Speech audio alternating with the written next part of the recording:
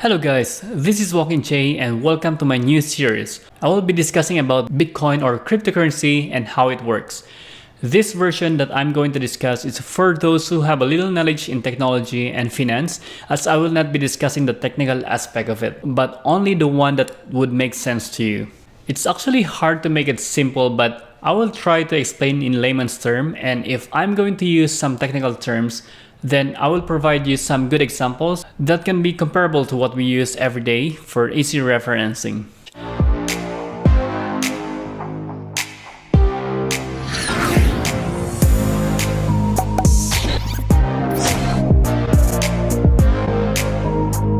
To give you a brief background of myself in cryptocurrency, I have been into it since mid-2017, where the Bitcoin price was just around 4,000 US dollars, and this was the first time I converted my money to a cryptocurrency. I just tested the usage of it, then I saw its potential, such as I believe it can revolutionize how we will deal with our financials in the future, just like the benefits of what we are getting now from the internet, email, YouTube, and Facebook.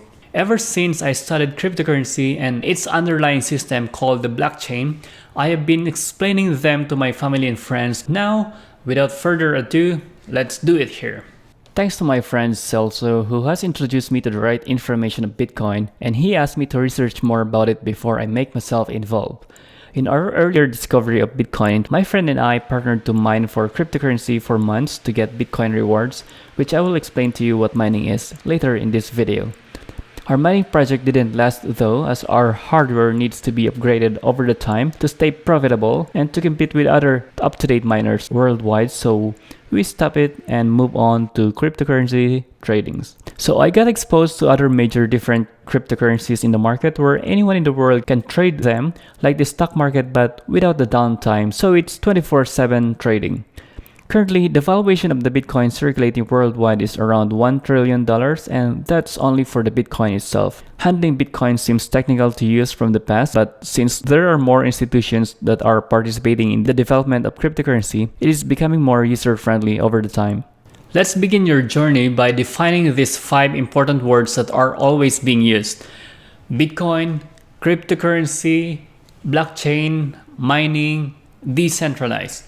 They are actually a combination of 2 words except for the mining, so it will give us an idea to define them by their words. I will read the accurate description of it from the Wikipedia to give you a reference, then I will just rephrase it to you in layman's term.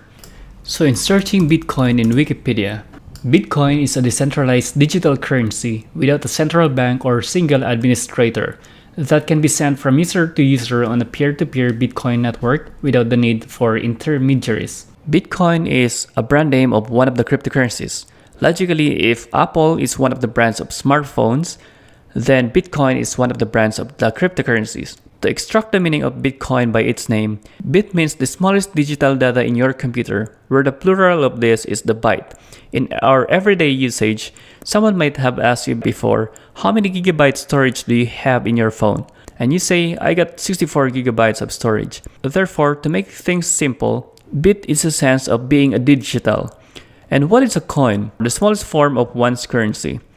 Thus, to combine their definition, Bitcoin is a digital currency. In our everyday use, you are already seeing your money in a digital form, like what you see in your balance in your banking app. But how does Bitcoin differ from these numbers that you see in the bank? Well, the currency that you have in your bank right now is the country's currency.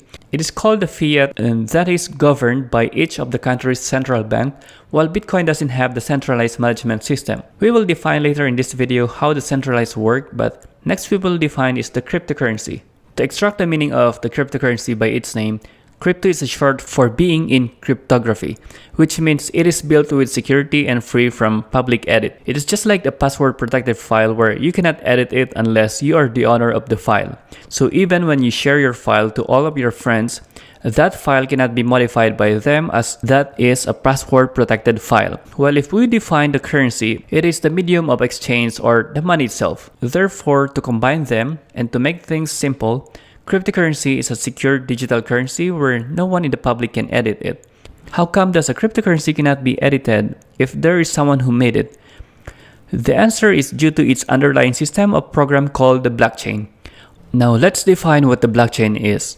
Blockchain is the underlying system of all cryptocurrencies that makes its data secured. The system of blockchain serves as the keeper of all transactions that will become permanently locked up once it is created, and that block of data will serve as the reference in creating the new block of future transactions. Therefore, you cannot add or transfer a cryptocurrency if the blockchain system did not recognize the history of your previous transaction in the previous data block. That's the reason why this underlying system can be used in a currency due to its revolutionizing data security. That makes you think by now, who are running or giving power to process these blockchain transactions? This is where the mining comes in. Let's define the mining. Mining is running a computer program in your computer while being connected to the internet to run and participate to the network by processing cryptocurrency transactions. There is no human involved in processing these transactions as these are all automated programs. This is the one who acts like the central bank of one country. However, they are all spread out worldwide where these are being run by the volunteers of people that makes the system the opposite of centralized, which is called decentralized. However, these miners get motivated to run program from their computer since it will incur a big amount of electricity if the computer is running 24/7. Well, it is called mining for a bigger reason. As for every participation in the network and the creation of the block in the blockchain, it also means a new Bitcoin, which is a reward to those miners who have successfully processed transactions. Not all miners who run computer program can be rewarded of Bitcoin, as this is just like a lottery to all the miners. That is why the better and updated computer hardware you have, the more it can process transactions, so the more chance of receiving the reward. To run a supercomputer hardware will have a big cost as well in your electricity. So basically, miners weigh their cost to mine versus the value of the Bitcoin they can get. Other cryptocurrencies that are new are not using mining system anymore. Instead, what they call is a proof of staking. That would be technical to explain by now, but give yourself a time to research about this in the future. So you have heard about decentralization in the mining. Now let's define what the decentralized is. Centralized simply means there is one controlling the whole system, while decentralized means the control is spread out and distributed. For the cryptocurrency, it makes the system more secured and safe from making the system down from bad actors. Think of a centralized air conditioner. If the main control got broken, the house won't get air conditioned anymore. While if you have air conditioning built for every room, if one failed, not all house is affected. Now finally, you know the overview definition of Bitcoin, cryptocurrency, blockchain, mining, and decentralized. And also you get a little knowledge already how the cryptocurrency work. Now, who can use cryptocurrency? Basically anyone who has a connection into the internet, and it's free to create an account or a digital wallet. Just like creating an email account, there is a transaction limit in the value of your transactions, so in order to increase it, just like the banks, you will need to provide your government ID to verify your profile, and also to comply with the country's regulations such as the anti-money laundering law and the terrorist financing. Now, when converting your money into cryptocurrency, please be cautious that the value of cryptocurrency will experience extreme volatility as you are trading live with the world in 24/7 without downtime. So don't ever invest your money that you cannot afford to lose. The cryptocurrency won't be gone in your wallet, only the value will change. Be careful as well, as there are lots of scams that promises a good return of your money. This is not how the cryptocurrency works. Please take note that you should have a full control of your cryptocurrency in your hand, just like your money in your bank. In the next minutes, let me show you on how to create a digital wallet where you can use this to send and receive your cryptocurrency in your phone. We will start from Google and we will type in the search Binance. There are lots of platforms in the world where you can buy cryptocurrency, but I would choose Binance as this is the world's biggest cryptocurrency exchange. So more people trusted this platform already. Also, this caters to new cryptocurrencies in the market, so you will have a lot of options in the future if you want to trade them to another cryptocurrency. In order to buy, you have to create an account, so click register now. In creating an account, you can create by using your email or mobile number, then type your password. Once you click create account, an email will be sent to you for verification purposes. Once verified, you can now log into your account. Manually drag this security verification like a puzzle. This is to prove that you are a human, as there are computer hacking programs that can log in now in your account. A verification code will be sent to your email or mobile number. You will be directed to the homepage of your account. To buy a crypto, go to the upper top left and click buy crypto, then pay with a credit card. Take note that you don't need to buy one Bitcoin as cryptocurrencies can be bought by decimals. I will try to buy 50 Canadian dollars of Bitcoin here. Also, when you buy, you will have the options to buy other cryptocurrencies in the market.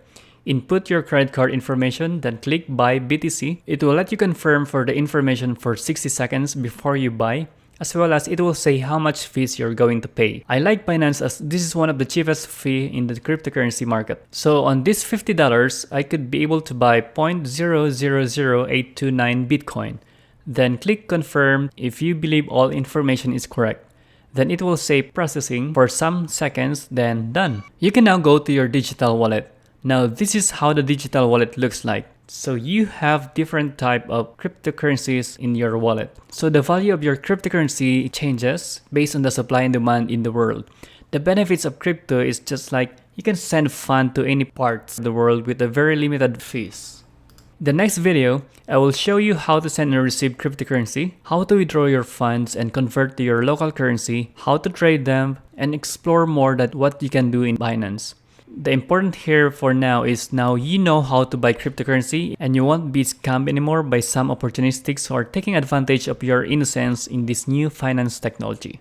Alright, we finished this series 1 of my cryptocurrency. So I would strongly suggest to subscribe to my channel and hit that notification bell so that you will be informed whenever I upload my next video. Again, this is WalkingJ and thanks for staying with me until the end of this video, and bye now.